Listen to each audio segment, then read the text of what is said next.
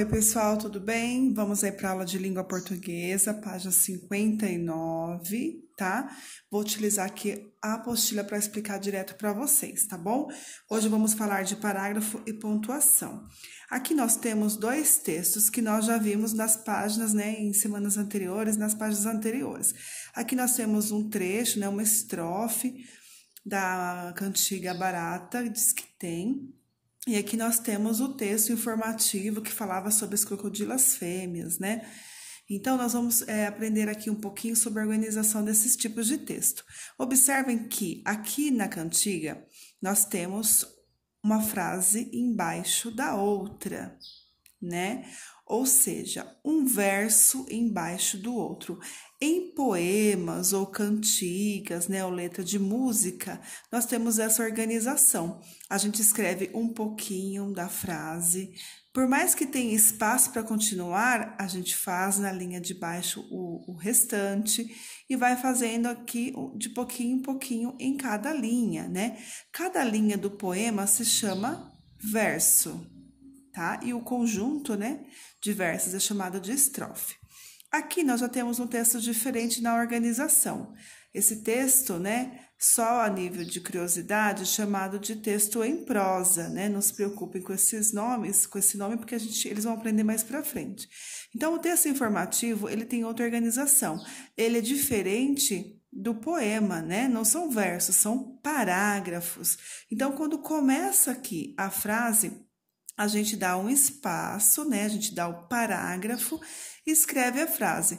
Quando não cabe mais na linha, a gente continua embaixo. Só que a gente não dá parágrafo, a gente continua no cantinho, estão vendo? Aqui, ó, outro parágrafo, vou começar a minha frase, não coube aqui, eu continuo, não coube de novo, eu continuo embaixo, mas sem dar parágrafo. E aqui a mesma coisa. Então, vocês estão vendo que aqui, ó, a gente deu um espaço para começar cada frase, ou seja, nós demos um parágrafo, tá? Vocês vão, na apostila de vocês, fazer como está aqui, ó, pintar esses espaços que são dados antes de começar as frases. Pintar esses espaços que valem, né, que equivalem aos parágrafos, ok? Depois que vocês pintarem, vocês vão responder aqui, ó, esse trecho aqui. Então, observando, né, aqui o que foi pintado, até olhando aqui o meu, quantos espaços nós temos aqui? Vocês vão contar e marcar o número aqui. A quantidade de espaço equivale à quantidade de parágrafos. Então, o mesmo tanto de espaço que vocês têm é o mesmo tanto de parágrafos que apareceram aqui nesse texto. E vocês vão marcar o número aqui, tá bom? Esse assunto de parágrafos, versos, gente, os alunos, eles revêm depois, né, no terceiro, quarto, quinto, sexto, enfim. Eles vão sempre estar vendo esse assunto. Agora, realmente, uma introdução aí no segundo ano, tá? Bom, aqui na página seguinte, nós vamos falar um pouquinho sobre dois sinais de pontuação. Olha só, duas frases aqui, ó. Por que os crocodilos fêmeas são boas mães? Vocês viram que aqui eu estou perguntando, né? Estou fazendo uma pergunta. E no final da pergunta apareceu esse sinal de pontuação, que se chama ponto de interrogação. Agora, observem essa frase. Os crocodilos fêmeas são boas mães porque protegem seus ninhos. Aqui eu estou falando, né? Dando a resposta para a minha pergunta. Quando eu escrevo uma resposta, eu encerro a minha resposta com esse sinal de pontuação, que se chama ponto final, tá? Então, vocês vão, ó, pintar de amarelo esses dois sinais. Esse aqui, que é o ponto de interrogação, e esse aqui, que é o ponto final. Pintar de amarelo, tá? Bom, então aqui explica o seguinte, que na frase 1, né, a frase é uma pergunta, então o sinal que encerra essa pergunta é chamado de ponto de interrogação. Na frase 2, nós temos uma resposta, né, uma declaração, então o sinal que encerra essa resposta é chamado de ponto final, tá bom? Aí aqui, ó, na escrita, os sinais de pontuação indicam como a frase deve ser lida para dar mais sentido a ela. Vocês viram como eu li aqui, ó? A pergunta foi diferente, ó. Por que os crocodilos fêmeas são boas mães? Eu tô fazendo a pergunta. Olha só outra minha leitura aqui da frase 2. Os crocodilos fêmeas são boas mães porque protegem seus ninhos. Olha só como a leitura foi diferente. Vamos agora falar sobre masculino e feminino. Olha o título do texto. Por que os crocodilos fêmeas são boas mães? Vocês viram que usou aqui a palavra fêmea para mostrar que está falando da mãe dos crocodilos, né? Então, a palavra fêmea indica o feminino da palavra crocodilo, tá? Então, ela veio junto, ó, crocodilo fêmea. A palavra fêmea indica que esse crocodilo é menininha, né? É a mãe, no caso aqui, dos filhotes. Se a gente fosse falar do pai crocodilo, a gente utilizaria a palavra macho. Então, ficaria crocodilo macho. Completem aqui com a palavra macho. Aqui na página seguinte, vocês têm aqui, ó, outros animais que a gente usa a palavra macho e fêmea para mostrar o masculino e o feminino. Então, ó, jacaré. Jacaré macho é masculino. Jacaré fêmea é feminino. Vocês vão fazer a mesma coisa com os nomes aqui, zebra e girafa. Então, vai escrever zebra macho para indicar masculino e zebra fêmea para indicar feminino. Tá? Então, vai repetir a palavra macho aqui embaixo. Girafa, macho, vai escrever girafa, macho. E aqui, para indicar feminino, girafa, fêmea. Tá bom?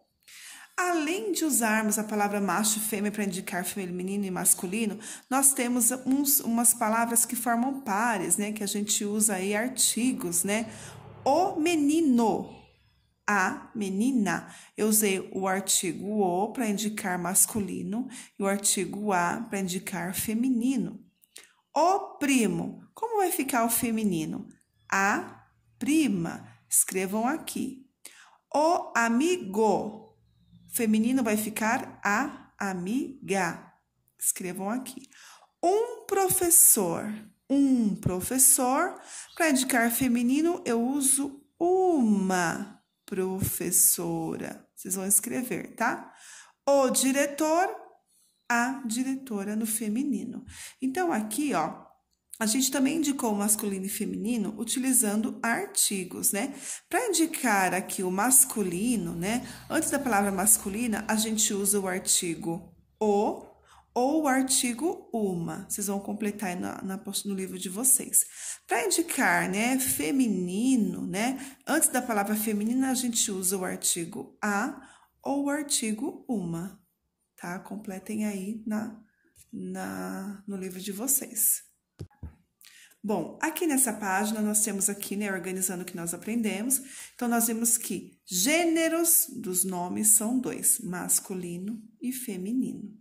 Tá bom? Aí aqui a gente tem exemplo no masculino, o menino, um menino, e do feminino, a menina, uma menina. Aqui embaixo nós vamos falar da letra R. Aí eu marquei aqui para vocês a família da letra R. Como a gente lê a família da letra R? Vamos relembrar? Ra, re, ri, ro, ru. Ra, re, ri, ro, ru. Esse som, né, de ra, re, ri, ro, ru, ele vai aparecer no início das palavras.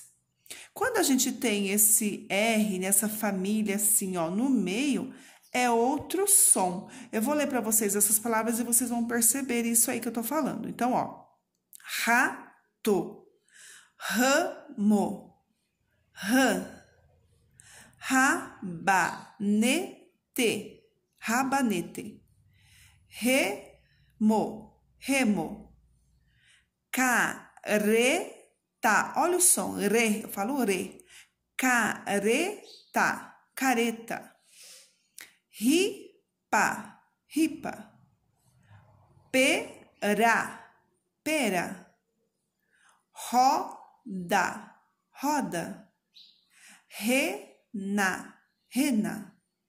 Então, vocês viram que aqui nós temos palavras que começam com a letra R, né?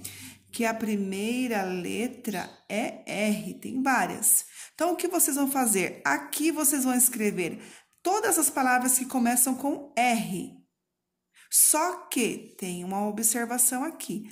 Não vale nome de bicho. Então, a palavrinha que for nome de bicho, vocês não vão escrever. Só vão escrever a palavrinha que começa com R e que não é nome de bicho. Depois disso, vocês vão fazer aqui na página 266, que é essa aqui, somente aqui essa parte de baixo da letra R, tá bom? Um pequeno degrau que se forma na subida e a volta para a linha, numa leve descida, né? Ó, sobe e desce. Aí, aqui eu já fiz para vocês, ó. Vão treinar a letra R. Passem por cima primeiro dessa que tá na apostila, para vocês terem uma noçãozinha. Depois, vocês vão fazer igual, como eu fiz aqui já. E tá aqui na apostila de vocês. Podem fazer devagarinho. Aqui no meu coube 3 vezes, tá bom? Vamos ver o de vocês quanto vai caber. Aqui, gente, eu já fiz para ajudá-los, tá bom? Completando as frases, falando do cachorro, ó. Como se ele estivesse falando. Eu sei sentar, deitar e rolar. Escrevam aqui essas palavrinhas para completar essa frase, tá bom? A atividade de língua portuguesa acaba aqui. Beijos para vocês.